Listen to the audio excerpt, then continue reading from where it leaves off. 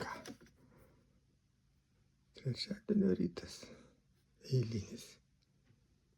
Iki kalėdų dar visai nemažai laiko, bet ruoštis reikia iš anksto. Kaip ten sako, ruošk roges vasarą. Tai mes tas roges rudenį. Garsą nekreipkit dėmesio, čia meistras tvarko grindis mums. Gal uždarysim netgi savo.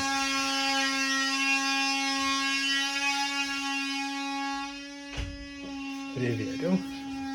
Tai va, nupiešiau tokį švelnų seniuką ir jam dabar duosim gražų foną dangišką, tokį, kaip sako, dangišką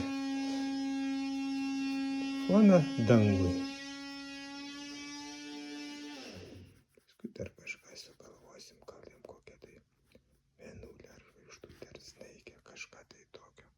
Vienu žodžiu,